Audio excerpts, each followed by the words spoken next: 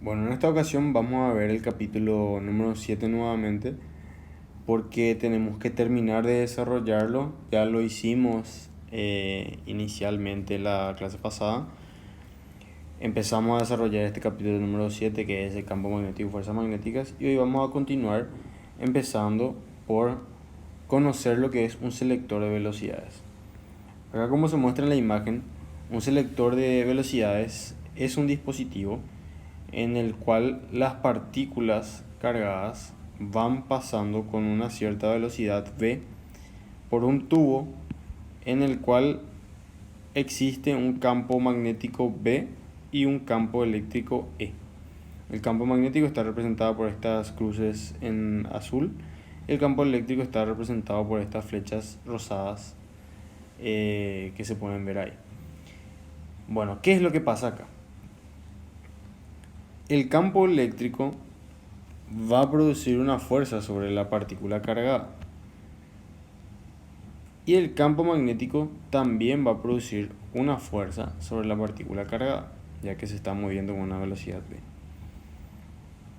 La partícula que tenga una velocidad característica va a ser la única que pueda pasar y llegar al final del tubo, ¿sí? Básicamente lo que hace este selector de velocidades, como dice su nombre, es selecciona las partículas que tengan una determinada velocidad. Entonces, si yo tengo partículas que están circulando a una cierta velocidad y yo quiero que solamente pasen las que tienen una velocidad v, yo utilizo un selector de velocidades para que las que cumplan con esa condición de circular con esa velocidad v puedan atravesar el selector de velocidades sin ningún problema. Y las partículas que no cumplan con esa velocidad se queden acá por el camino. Van a ir, van a chocar acá y se van a quedar ahí. Bueno, para entender cómo es que pasa eso, hay que analizar las fuerzas que actúan sobre esta partícula Q.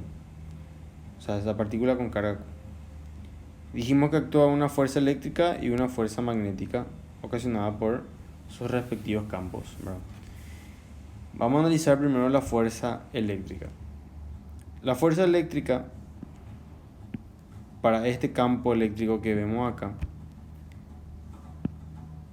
como la carga es positiva, la fuerza eléctrica va a ser hacia la izquierda. Y la fuerza magnética tenemos que ver hacia dónde va a ser. Y eso lo podemos ver con la regla de la mano izquierda. La regla de la mano izquierda es el índice apuntando en la dirección del campo magnético, el dedo medio apuntando en la dirección de la velocidad. Entonces nos sale que nuestro pulgar nos va a indicar la dirección de la fuerza magnética. Entonces ahí vemos que la fuerza magnética va a ser hacia la derecha. Así. Acá podemos ver que las dos fuerzas son opuestas. La fuerza eléctrica es opuesta a la fuerza magnética. Entonces, para que la partícula pueda pasar sin ningún problema a través de este selector de velocidades y no sufra ningún desvío, la fuerza magnética debe ser igual a la fuerza eléctrica. Entonces esa es la condición que se tiene que cumplir. Fuerza eléctrica o la fuerza magnética. Sabemos que la fuerza eléctrica es igual a Q por el campo eléctrico y la fuerza magnética es Q por la velocidad por el campo magnético. De acá nosotros podemos despejar lo que viene siendo la velocidad. Y las partículas que tengan una velocidad igual a la magnitud del campo eléctrico dividido la magnitud del campo magnético son las que van a pasar, ¿sí? Entonces eso es lo que hace el selector de velocidades. Con la presencia de un campo eléctrico y un campo magnético, selecciona las partículas que tienen una velocidad igual a E sobre B. Entonces, solo si una partícula cargada tiene velocidad igual a E sobre B, se cancela la fuerza eléctrica y magnética. Todas las demás partículas se desvían. Y al desviarse van a ir quedando por acá o por acá o por acá. Y no van a pasar por el selector de velocidades. Entonces, Esta es la primera vez que vemos cómo se interactúan un campo eléctrico y un campo magnético. Obviamente, analizamos la mayoría de las veces en forma individual las acciones del campo eléctrico y el campo magnético, pero sin ningún problema podemos tener ambas. Entonces hay que tener en cuenta eso, ¿verdad? Bueno, ahora vamos a ver la fuerza magnética sobre un conductor que transporta corriente. Nosotros ya vimos sobre una carga puntual cómo es la fuerza magnética. Ahora vamos a ver cómo es sobre un conductor que transporta corriente.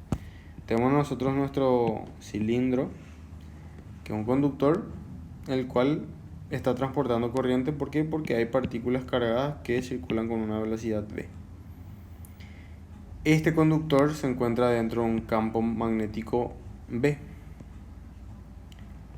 Entonces, acá lo que se aplica es el principio de superposición. El principio de superposición dice que si yo conozco la acción para una partícula, la acción para todo el conductor va a ser igual a la sumatoria de las acciones individuales de cada partícula, ¿sí? Entonces, nosotros sabemos que sobre una sola carga, sobre esta carga que está acá, la fuerza vale Q por V por V. Entonces lo que tenemos que hacer es sumar todas las fuerzas que actúan sobre todas las partículas, suponiendo, ¿verdad?, que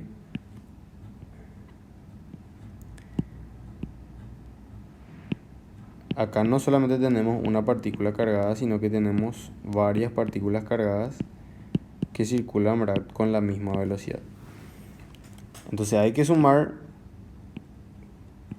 cada una de las fuerzas individuales de cada partícula. Y ahí vamos a tener la fuerza total resultante sobre nuestro conductor que transporta corriente. Si obtenemos el volumen, que es igual a la base por la longitud de mi cilindro, y tengo una distribución de partículas n, donde n es la cantidad de partículas por unidad de volumen, yo multiplicando la densidad de partículas por el volumen voy a tener el número de partículas que tengo en este cilindro. Entonces, si yo a la fuerza Q por V le multiplico el número de partículas, tengo la fuerza que actúa sobre mi conductor que transporta corriente. Entonces, con esta fuerza que está acá, si analizamos un poco su fórmula, vemos que N por Q por V es igual a la densidad de corriente, que ya vimos en el capítulo pasado. N por Q por V es igual a J. Y la corriente sabemos que es J por el área. Entonces, N por Q por V por A es igual a la intensidad de corriente. Entonces, reemplazando estos cuatro elementos por la intensidad de corriente, vamos a tener que la fuerza resultante es I por L por V. De forma vectorial podemos tener escrita de esta forma la ecuación. Bueno, una vez sabida la fórmula, vamos a empezar con el primer ejemplo, que dice lo siguiente. Un alambre de densidad lineal de masa igual a 1 gramo por centímetro se coloca sobre una superficie horizontal que tiene un coeficiente de fricción de 0,2. El alambre conduce una corriente de 1,5 amperes hacia el este y se desliza horizontalmente hacia el norte. Nos pregunta cuál es la magnitud y la dirección del campo magnético más pequeño que provocará que el alambre se mueva de esta manera. Bueno, entonces, básicamente tenemos una mesa en la cual hay un alambre. Este alambre transporta una corriente I que dice que se va hacia el este y se empieza a mover hacia el norte. Quiere decir que tenemos una fuerza que está actuando hacia esa dirección. Para eso, para que ocurra eso, que el alambre se mueva hacia el norte, entonces tenemos que tener nosotros una fuerza que provoque ese movimiento. Tenemos el peso por unidad de longitud, tenemos el coeficiente de rozamiento de la superficie y tenemos la corriente que transporta el conductor. Entonces, básicamente lo que tenemos que hacer es, primero que nada, el diagrama de cuerpo libre. Vamos a hacer nosotros como si fuera que estamos mirando desde hacia acá. Estamos mirando ahí y tenemos que ver entonces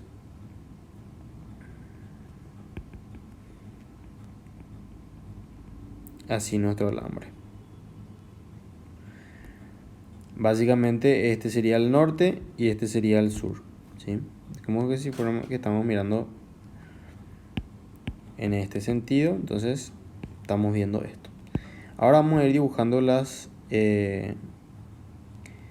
fuerzas que vamos viendo, ¿verdad? Primero que nada vamos a dibujar la intensidad de corriente I, que en este caso va a ser saliente porque se está yendo hacia el este. Después, ¿qué tenemos? Tenemos el peso. Y acá un poco más grueso. Tenemos el peso, W. Tenemos la normal a la superficie, N. Tenemos la fuerza magnética, pero eso voy a escribir después. Tenemos la fuerza de rozamiento, que está actuando acá, en esta dirección.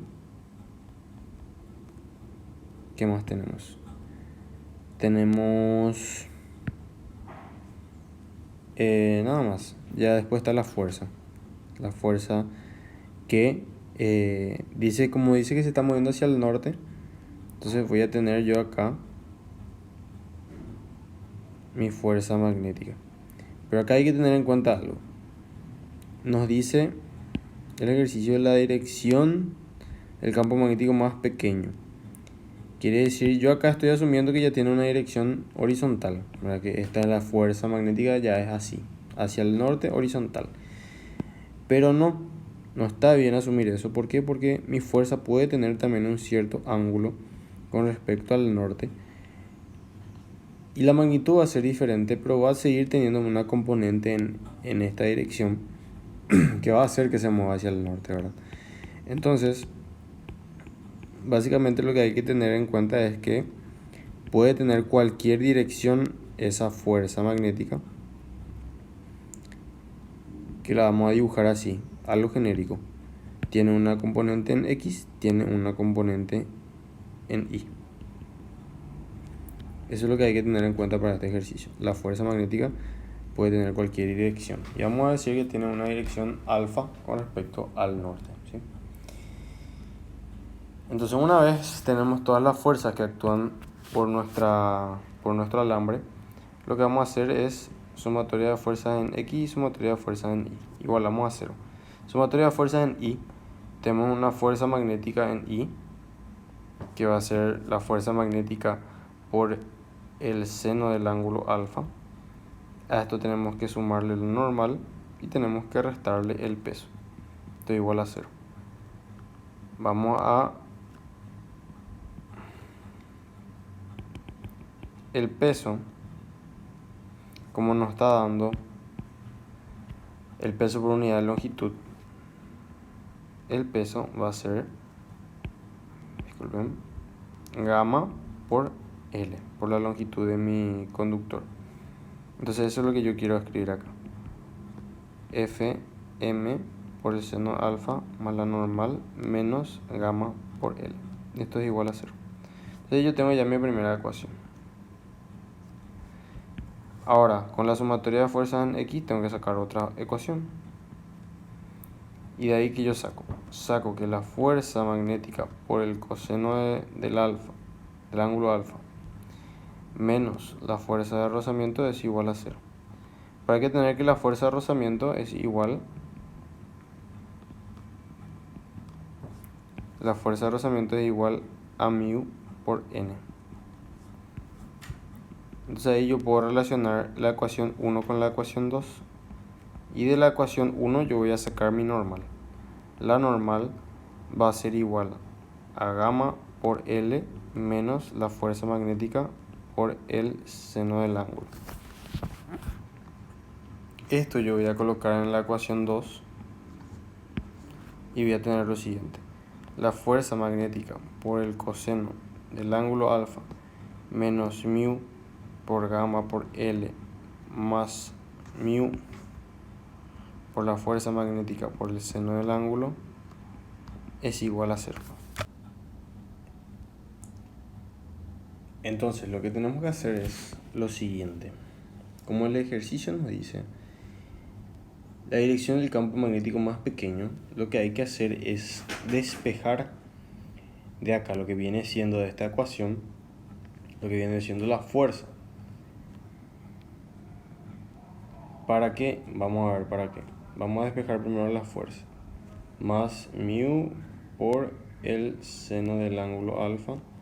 Esto es igual a menos mu por gamma por L. Ahora, si de acá despejamos bien la fuerza, vamos a tener la siguiente expresión. Menos mu, o sea, en realidad ya es más. Está mal este signo menos que le coloqué. Mu por gamma por L dividido coseno de alfa más mu por el seno de alfa. Tenemos esta ecuación. Lo que tenemos que hacer es calcular la derivada, y esa derivada con respecto al seno de alfa, o sea, con respecto a alfa, mejor dicho, tiene que ser igual a 0. ¿Sí? Tiene que ser igual a 0. Entonces vamos a calcular esa derivada. La derivada de la fuerza con respecto al ángulo alfa va a ser igual a, como es la derivada de una división, hacer la derivada del primero por el segundo sin derivar. La derivada del primero es 0, entonces va a ser 0, nos queda menos el primero sin derivar por la derivada del segundo, y la derivada del segundo es coseno de alfa, su derivada es menos seno de alfa, más mu por la derivada de seno de alfa, que es coseno de alfa,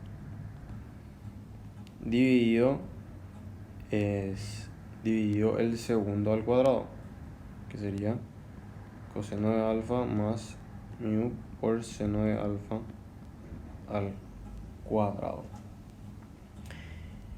Entonces ahí ya tenemos esta derivada, y esta derivada es la que tenemos que igualar a 0. Para que esa derivada sea 0, vamos a escribir acá, lo que tiene que ser 0 es esta expresión.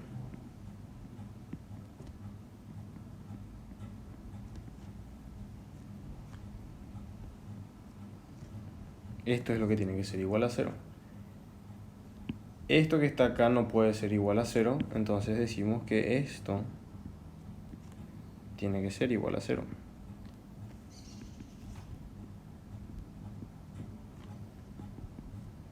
Y de ahí despejamos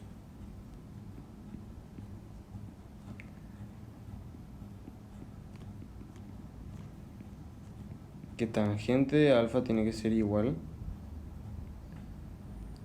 a mu.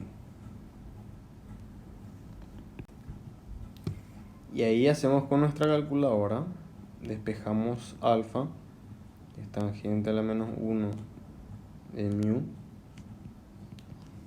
Si hacemos la calculadora, shift tangente de 0,2 y sale 11,31 grados.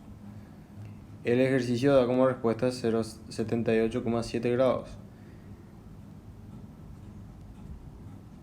Y vamos a ver si ese tita que dice el ejercicio no es 90 menos alfa. Y 90 menos respuesta es 78,69 grados. Creo que es la respuesta que da el ejercicio. O sea, el ángulo que pide el ejercicio realmente, o sea, que da como respuesta el ejercicio es este ángulo que está acá con la vertical. Ese es el ángulo que da como respuesta. Bueno, entonces ahí nosotros ya tenemos el ángulo. Lo que nos queda por calcular es la magnitud de la fuerza. Y esa magnitud es muy sencilla, ¿verdad? Vamos a hacernos despacio. Vamos a hacernos despacio un rato. Un poco más arriba. Y esto vamos a traer otra vez acá abajo. La fuerza magnética nosotros sabemos que es I por L por B por el seno del ángulo que le voy a llamar phi, donde phi es el ángulo entre L y B. Acá hay que atender dos cosas. Primero que nada, la dirección del vector L, que nosotros siempre tomamos con la misma dirección y sentido que nuestra corriente I. Al tener esa misma dirección y sentido que la corriente I, lo que nos facilita es que siempre el campo magnético va a ser perpendicular a la corriente I. ¿Por qué? Porque por la regla de la mano izquierda y por la ecuación también de la fuerza magnética, nuestro campo magnético tiene que ser perpendicular a la fuerza y tiene que ser perpendicular a la velocidad de las partículas, que en este caso coincide con la dirección y el sentido de nuestra corriente. Entonces es perpendicular a la corriente y es perpendicular a la fuerza. Por eso es que yo le coloqué de esta forma. Ahora, si hacemos nuestra regla de la mano izquierda con nuestro índice apuntando hacia acá, con nuestro dedo medio saliente de la pantalla, nos sale que nuestro pulgar está hacia acá, ¿sí? Entonces, ahí tenemos el campo magnético. Y si se fijan, como esto es 90, quiere decir que esto que está acá está bien tita. Por eso es que por eso había sido es que nos da esta respuesta, porque lo que nos dice es la dirección del campo magnético, no nos pedía la dirección de la fuerza con respecto al norte. Por eso es que te da tita como la respuesta.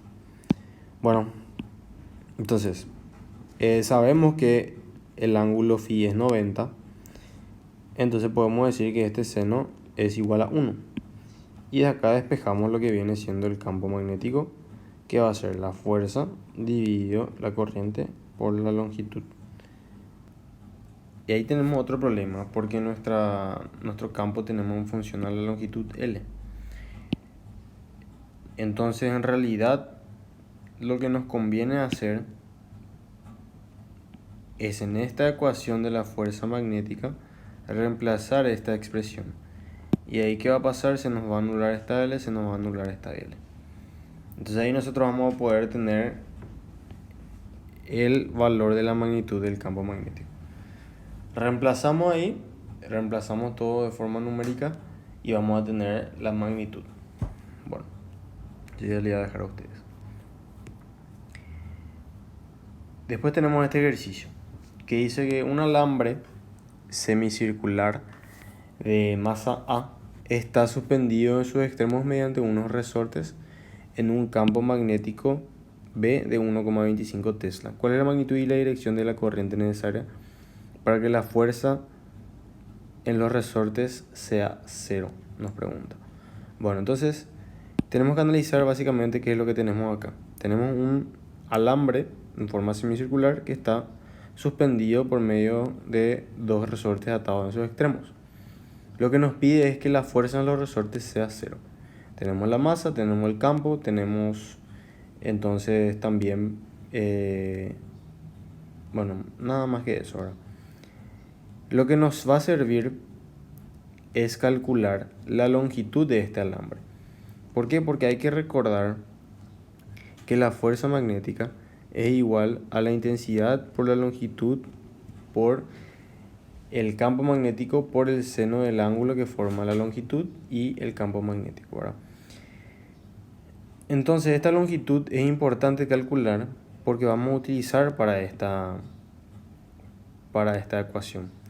Y esa longitud, ¿cómo la calculamos? La calculamos por el producto entre el radio y el ángulo de giro en radianes, ¿sí? Ahora, hay que tener en cuenta otra cosa más, que tenemos que elegir nosotros hacia dónde va a ir nuestra intensidad de corriente y también tenemos que tener en cuenta hacia dónde es nuestro campo magnético. Nosotros suponemos que nuestra corriente I va a ser así, de izquierda a derecha. Entonces vamos a suponer también una dirección para nuestro campo magnético. Vamos a suponer que es entrante a la pantalla. Entonces suponemos que nuestro campo magnético es entrante a la pantalla. Suponemos que nuestra corriente es de izquierda a derecha. Entonces con estos valores, si nosotros colocamos nuestro índice, la dirección del campo magnético, así entrante a la pantalla, nuestro dedo medio en la dirección de la intensidad, nos va a salir que la fuerza es hacia arriba, ¿sí? Nos sale entonces que nuestra fuerza es hacia arriba. Y eso está correcto. ¿Por qué? Porque nosotros acá, ¿qué más tenemos actuando? Tenemos actuando el peso, la masa por la gravedad. Y esa fuerza magnética es la que tiene que contrarrestar a esta masa por gravedad. ¿Para qué? Para que estos resortes no estén trabajando, no se estén estirando y tampoco se estén contrayendo, ¿verdad? Sino que estén holgados. No tenga una fuerza, para que la fuerza en los resortes sea cero, así como pide el ejercicio. Entonces, así como colocamos la intensidad de corriente y el campo magnético, nos resulta que la fuerza es hacia arriba y eso es correcto, eso es lo que nosotros buscamos. Puede ser que yo me haya equivocado y coloque saliente a la pantalla y me iba a salir que mi fuerza es hacia abajo y no me sirve de nada que sea así. Entonces yo cambio y hago que sea entrante, ¿sí? Es tantear e ir probando, ¿verdad?, las opciones para que te salga, ¿verdad?, una forma en la que te va a ser útil a vos. Bueno, ahora acá luego ya hay un spoiler porque tenemos de forma diferencial esa relación entre la longitud y el ángulo de giro. ¿Por qué tenemos de forma diferencial? Si nos recordamos nosotros, nuestro vector L colocamos siempre en la misma dirección y sentido que nuestra intensidad de corriente. Solamente que nuestro vector L va a ir cambiando de dirección a medida que yo voy tomando pequeños pedacitos de este alambre verde. Va a ir cambiando de dirección. Y al cambiar de dirección, varía el ángulo. Entonces, lo que tenemos que hacer es básicamente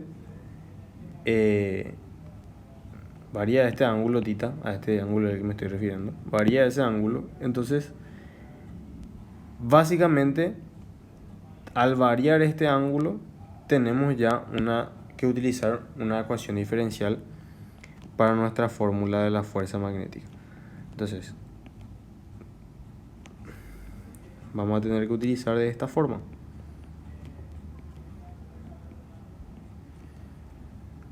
Y esto, si nosotros desarrollamos el producto vectorial, vamos a tener de la siguiente forma: L por B por el seno de phi. Y el seno en este caso, como el campo magnético es perpendicular a la pantalla entrante y nuestro vector L está en el plano de la pantalla, entonces el ángulo entre ellos es 90 y el seno de 90 es 1. Esto es diferencial L.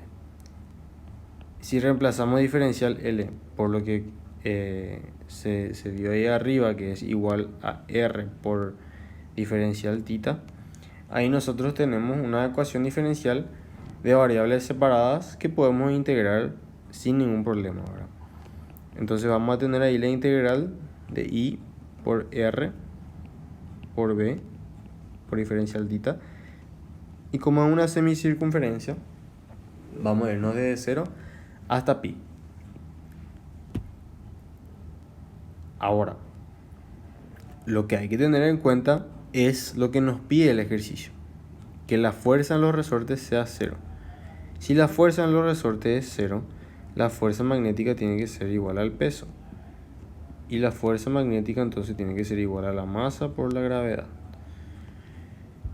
Entonces ahí escribimos nuestra ecuación, nuestra integral I por R por B por diferencial θ igual a la masa, que en este caso es una A según el ejercicio, por la gravedad.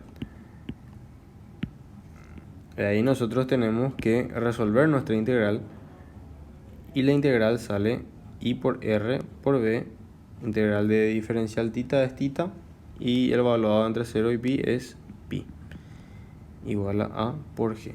Lo que nos pide es la intensidad de corriente, entonces eso es lo que despejamos de acá. A por G sobre pi por B por R. Y esa entonces es la solución a lo que nos pide el problema. La magnitud y la dirección de la corriente necesarias para que la fuerza en los resortes sea cero. Esa es la magnitud y la dirección nosotros ya establecimos acá. Nosotros, como dije, podríamos haber dicho que iba hacia acá la intensidad de corriente. Entonces, ahí ya depende, ¿verdad? de nuestro campo magnético también, para que esta fuerza sea hacia arriba. Lo que tiene que importar es que la fuerza tiene que ser hacia arriba para que podamos hacer esta igualdad. Bueno, continuamos entonces. Fuerza y par de torsión en una espiral de corriente. Bueno, acá básicamente lo que tenemos es una espira cerrada por la cual circula una corriente I en esta dirección. Como sabemos, cada lado de nuestra espira puede ser considerado como un elemento recto de corriente. Y por cada lado de nuestra espira va a estar actuando una fuerza F. Donde por este lado va a actuar una fuerza F' y su simétrico también va a actuar una fuerza F'. En donde estas dos fuerzas, F' y F' van a ser opuestas en sentido. Van a tener la misma dirección, pero van a ser opuestas en sentido. ¿Qué quiere decir eso? Quiere decir que la fuerza F y F' se van a anular en esos lados. Se van a anular acá y acá, entonces se van a anular y va a ser cero. La sumatoria de fuerzas en el eje Y va a ser 0. Y la sumatoria de fuerzas en el eje X también va a ser 0. ¿Por qué? Porque va a pasar lo mismo para estos dos lados. La fuerza F va a ser hacia acá en el sentido de X. Y la fuerza F para este va a ser en el sentido de menos X. Si hacemos sumatoria de fuerzas en este eje X, va a ser igual a 0. Pero ¿qué es lo que pasa? Al no estar alineados sobre el eje X, lo que pasa es que la sumatoria de fuerza es igual a 0, pero la sumatoria de momentos no es igual a 0, sino que la sumatoria de fuerza de momentos va a ser igual a el par de torsión que se está generando ahí, al no estar en una misma línea de acción esas dos fuerzas. Entonces ahí tenemos que la fuerza neta sobre una espira corriente en un campo magnético uniforme es igual a 0, lo que le dije. Sumatoria en X igual a 0, sumatoria en Y igual a 0. Sin embargo, el par de torsión neto en general no es igual a 0. ¿Puede ser igual a 0? Sí, puede ser igual a 0. ¿Cuándo? En esta situación, por ejemplo. Cuando la espira está en un plano, ¿verdad? Y el campo magnético es perpendicular a su vector de área, vamos a decirle, a este vector de área. Entonces las fuerzas de ambos lados de la espira, de los lados simétricos de la espira, está sobre el eje X, está sobre una misma línea de acción, entonces el par de torsión es igual a 0 en ese instante. Bueno, pero en las otras posiciones no es igual a 0. Bueno, entonces ahí, por el dibujo, ¿verdad? Vemos que el par de torsión está dado por dos veces la fuerza, o sea, fuerza por esta distancia B, o sea, esto es B, entonces esta vertical es B por seno del ángulo, y la mitad sería b sobre 2 por seno del ángulo. Entonces por eso 2 veces f por b sobre 2 por el seno del ángulo y queda al final f por b por el seno del ángulo. Y la fuerza magnética es igual a I por L por B. En este caso L está representado por A, esta longitud A. Entonces ahí tenemos donde A es, donde A mayúscula, ¿verdad? Que es igual a A por B, que es el área de la espira. Este lado es B, este lado es A. Entonces A por B es el área de la espira. Entonces ahí tenemos que el par de torsión es igual a I por B por el área de la espira por el seno del ángulo, que es el ángulo que forma el campo magnético con este vector que le llamamos μ, que tiene la misma dirección que el vector área, ¿sí? El vector normal al área. Esta es nuestra área. Tenemos siempre un vector normal al área y el ángulo entre ese vector normal al área y el campo magnético del ángulo que conocemos como phi, que es el que está acá en esta ecuación. Y acá, al producto entre I por A se le denomina momento dipolar magnético. Como I no es un vector, sino que es un escalar, A, el área, se puede representar como un vector normal al área. Entonces, este valor μ, denominado momento dipolar magnético, tiene la misma dirección y el mismo sentido que el vector normal al área, ¿verdad? Por eso también podemos decir que este ángulo phi es el ángulo entre el momento dipolar y el campo magnético, o entre el campo magnético y el vector perpendicular al área. Entonces ahí podemos escribir una forma vectorial para este par de torsión, que va a ser el momento dipolar, que es I por A por B por el seno del ángulo. Entonces quiere decir que es un producto vectorial. El momento dipolar, vectorial, el campo magnético. Y por último podemos tener ahí un concepto que es la energía potencial para un dipolo magnético, ¿verdad? Que se calcula de esa forma, ¿verdad? El negativo del producto escalar entre el momento dipolar magnético y el campo magnético. Que se puede escribir también de esa forma, desarrollando lo que viene siendo el producto escalar. Bueno, entonces, una vez visto esto, podemos pasar a resolver el ejemplo. Dice que en una bobina rectangular plana de 25 vueltas está suspendida en un campo magnético uniforme de 0,2 Weber por metro cuadrado. El plano de la bobina es paralelo a la dirección del campo. Las dimensiones, esto es muy importante, ¿no? Es paralelo a la dirección del campo. Las dimensiones de la bobina son 15 centímetros perpendicular a la línea de campo y 12 centímetros paralela a ellas. ¿Cuál es la corriente de la bobina? Si sobre ella actúa un par de 54 newton por metro. Bueno,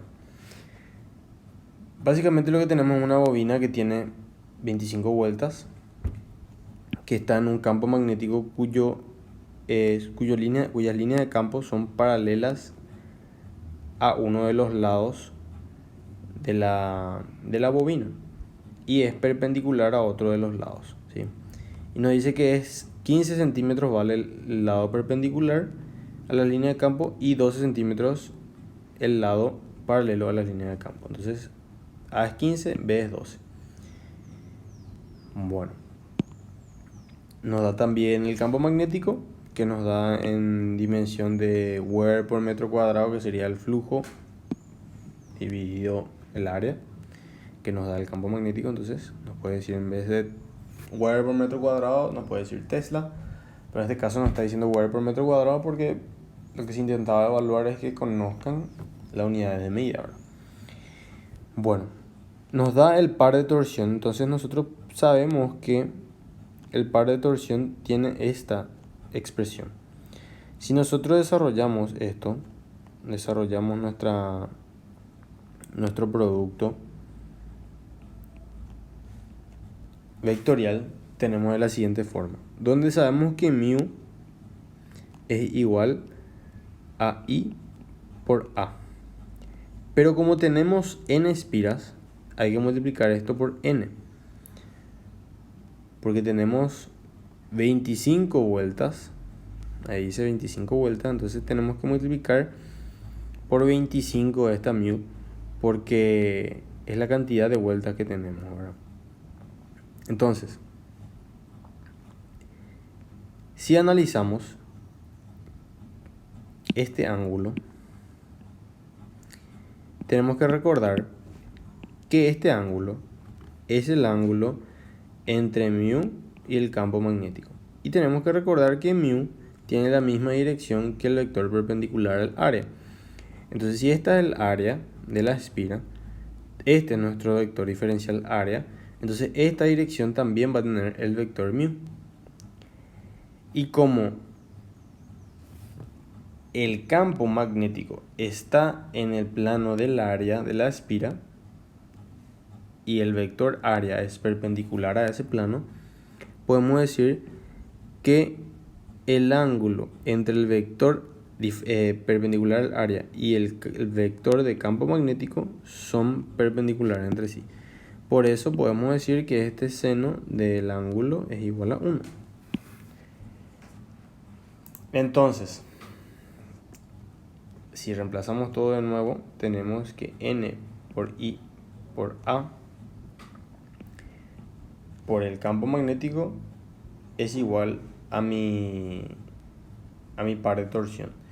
Y yo ya tengo ahí el valor de mi par de torsión. Ya tengo ya el número de vueltas, ya tengo las dimensiones para calcular el área, ya tengo el campo magnético. Con esto yo puedo calcular sin ningún problema lo que viene siendo la corriente, que es lo que me pide el ejercicio. N por A por B.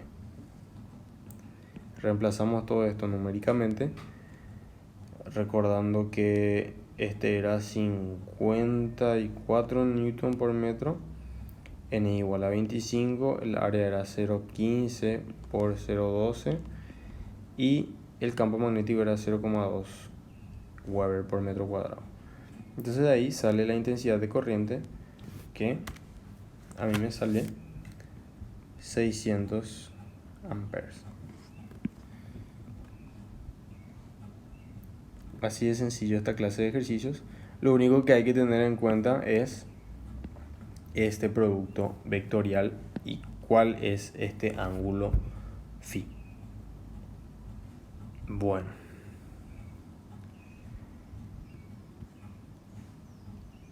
Luego está este ejercicio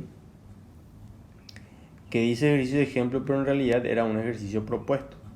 Para que les voy a dejar ahí como ejercicio propuesto y van a resolver ustedes. Más adelante yo les voy a estar usando el resuelto, ¿verdad?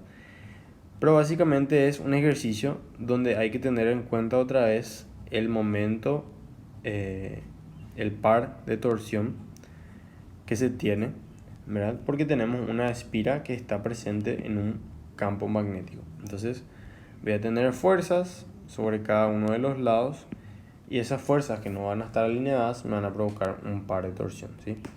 Entonces este ejercicio ejemplo en realidad es ejercicio propuesto, que les voy a dejar ahí como